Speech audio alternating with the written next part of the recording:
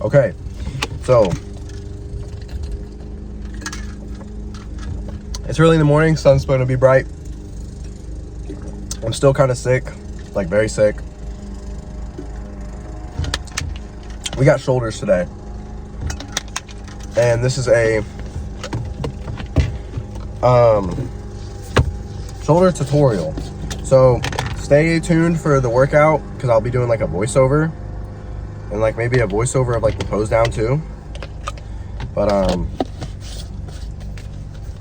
let's just, before we get into the meat and potatoes of this video, like my top shoulder movements and my shoulder tutorial, I'm just going to talk about some issues that I think are prevalent in the fitness industry. Like, I'm not talking like the main discussion. I'm talking about just like, you know, in general, like problems you'll see at your own gym or first, let me go ahead and just mix the pre real quick. Let me show you all the stack. So I'm taking Alpha Line Blue Steel Pump. If you watched the last video, I spilt it all in my car. We'll take like a full scoop. I almost just spilt it again. I'm not even gonna lie. That would have been sad. Very sad. If you just take one scoop of this thing is like 40 servings, bro. That's like pretty good, especially for how potent it is. Yeah, Alpha Line, I'm partnered with them. Great supplements. They send me stuff. I love them. They just replied to my post that I put up promoting their products, which is freaking awesome. And then I'm going to use half a scoop of this, maybe a fourth of a scoop. I don't need much caffeine or much stimulation to get going. Like, I really don't. But a little bit does kind of help. Plus, I like the euphoric effect. If you use code Kerchief on all Alpha Line products, any Alpha Line supplement, get 10% off, and it's a way you can directly support me. So let's not make a mess here. This stuff is like crazy potent. I'm really trying to measure out like half a scoop.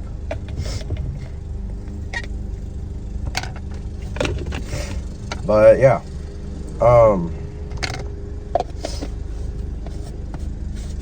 that's a way you can directly support me. Just go to checkout. I use their glycerol a bunch. Their glycerol is pretty cheap. Cheapest glycerol you're gonna find on the market. Super potent. So let's go ahead and drive to BFit East. I've been loving that gym recently. Oh, why do I have this on the charger? Hold up. I think it just recorded it through my car. Hopefully not. That would have been low-key really sad. Okay, well, if you guys didn't hear anything I said, whatever. All right. So let's go ahead and head to the gym. Now, the issue that I'm going to discuss is fake natties. Now, as a natural myself, natural whole life, the people I specifically looked up to when I was younger, like 13 to like maybe like, I mean, still now, honestly, you know, I'm under the assumption and like the pretty strong evidence-based conclusion that a lot of people I looked up to when I was younger were not naturals or lifetime naturals like they claim. I love Lex Little, love him, but he's kind of like the biggest one, I would say. Or in Jeff's side, I love them, but I hate to break it to you, there's no way that they're natty, especially Lex Little. Or not now, yeah, possibly, but back then when they were like 13 or not 13, like 15 to like 18, yeah, there's no way. There's just no way. And I'm not trying to cope. I'm not saying that at all. It's just, I feel like anybody with a brain, and they saw Lex Little go from 14 to 16, how his delts turned into literal bowling balls, and his bench went from like 140 to like maybe 330 in like 2 years. Yeah, that's, and he's like 6 foot, kind of a taller guy. I don't think that's natural. So, but I really looked up to him, and he was claiming natty because he kind of has to, because he's sponsored by brands and all this other stuff. You know, now we have Houston, and yeah, I'll just directly call these people out. Now, personality-wise, these people seem really cool. Like, you know, I would love to live with them, pick their brains, see what's going on. Like, no beef with them at all. It's just concerning that they claim certain things when, in the grand scheme of things, they should honestly just be quiet, because they're directly lying to the public. indirectly lying to like the whole fitness industry. So, well, I just kind of recorded, which I'm going to post on TikTok today. You've probably already seen it. Or maybe it flopped, I don't know. I guess we'll never know. Basically talking about the issue like of fake Natty and claiming fake Natty and inspiring the public that you're natural, or the fitness industry, or the people that you're close with that you're natural, or your whole page or your whole following that you're natural, when you're not. I basically compared it to somebody like a financial advisor or somebody, a businessman. Let's say this businessman's making a lot of money, but he's making money through like a generic, simple outlet, like working a 9 to 5. But he claims he's making money from crypto, day trading, or TikTok Live. And he's showing you his bank account, he's showing you all this money he has. He's like, I've made all this money in 5 months. I can get you to make this much money in 4 months. So if you're a guy like me, and you have like something that you value, like I value fitness, let's say you have somebody who values money a lot. They're gonna be like, holy cow, I can make this much money doing this in 4 months, and this guy's gonna teach me, I just have to pay him? Yo, sign me up. Problem is, you sign up for this service that this person is selling, and the service is not gonna be authentic or how it was actually done, because this businessman that you bought the service from is not selling you his skills through proper accolades that he received through his skillship. Sorry, like for a better term. So basically what I'm saying is you're paying for a service that this businessman offered when he claimed that he made all this money from it, like crypto, day trading, TikTok Live, when he was really making it from a 9 to 5. So you bought this service, you go through his whole service that he provides, and then 9 times out of 10 you're not going to be making any money from it because it's not what he actually did. So you're selling people false hope, a false product or service or proposition. And then, inherently, the person or the individual thinks there's something inherently wrong with them because they did the same thing that you did, or the businessman, sorry, and they're not receiving nowhere near the same results. That's messed up. The reason I bring this up is because a lot of big people in the industry will, they push this whole idea of, well, why do you care what so-and-so is putting in their body? Why do you care if so-and-so is natural? Why do you care if so-and-so did take the easier way out? Why do you care if he's lying? Why don't you focus on yourself? Focus on your own physique. Stop coping. I hate when people say that. Is it really that direct when the person who is claiming these characteristics is directly lying to you and trying to make money off of you? That's when it gets fishy. That's when it's like, me as an outsider, or I guess as the following, that's when I'm like scratching my head a little bit and going, why are you defending this person? When you know with your own head, like, hey, this guy is probably lying, why are you defending him? Like, you know what I mean? It's like, why are you defending the person who is most likely lying, you know? So, that's my whole stick on it. I'd rather just speak the truth and be authentic about it. But I'm sorry you had to hear this whole rant. But it's honestly serious, because, like, what if you have, like, a 15-year-old, 16-year-old who sees Houston, is like 2 to 3 years, if I naturally train, I can look like this guy? Oh my gosh. Let me buy his program, let me buy his meal plan, let me buy whatever gym membership he goes to, let me buy all his products, let me spend all this money on him so I can, I can be exactly him and look like him and all this, because he's natural. I want to be natural. Oh my goodness. Okay, fast forward like 4 years and you look nowhere near like him, doing almost everything he did to a T, or what he says he did, or the service that he provided, and you paid for all of it. And now you look nothing like him. So then you sit there and wonder, well, maybe it's something wrong with me. Maybe, I can't achieve this physique naturally or get anywhere close. Maybe I should dabble in other things. Or maybe I should just quit. That's what's wrong with it. You know what I mean? So, that's my whole stick on it. Let's get to the shoulder workout. I'm sorry if the rant was too much, but hey, I'm just keeping it real. So I'm so sick too, it's not even funny. But yeah, I'm gonna do a voiceover of the shoulder workout. I got tests to take later today, so hopefully I do good on that. I still gotta go home and study, so I'll see y'all in the gym. Okay, so let's go ahead and get this started. So on my shoulder days, I start with the rear delt, and I think everybody should start with the rear delt because let's just assess the shoulder. The rear delt and the side delt are going to be like the weaker points, while the front delt is obviously going to be more overpowering. So if you ever have a weak point in your physique, you should always hit that movement first. Like, you should always prioritize that movement. So every like shoulder day or every like arm day, I usually start with the rear delts.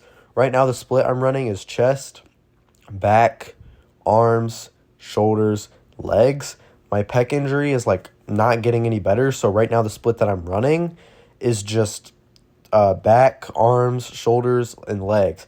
And I just figured out today from this workout that overhead pressing hurts my pec. So now I'm taking my front delt out of training because it's honestly getting serious. But rear delts and all the other muscle groups are good to hit.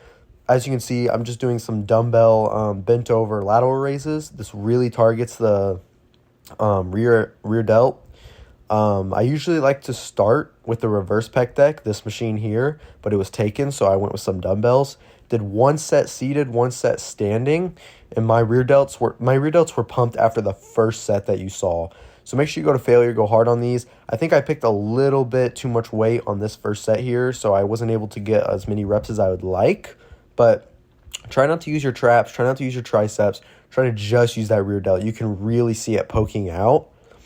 Here's a good angle of it too. I mean, this exercise right here is honestly bread and butter. Face pulls are really good if you get a bench and lay on the bench and then set the cable up above your head and pull the rope down and do like a face pull like that. I think that's a really good exercise. I just didn't do it because it takes a while to set up.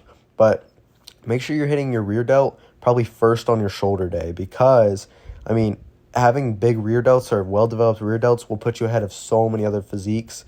And it's just important. It's really cool to have. It'll make all your back poses look 10 times better. It'll make you look 3D. Now we're moving on to the lateral head of the shoulder. I obviously like efficiency and fun. So this cable lateral raise where you're kind of like laying is really doing it for me. The only thing that I would fix looking back at this footage is I'm kind of doing the lateral raise like in front of myself.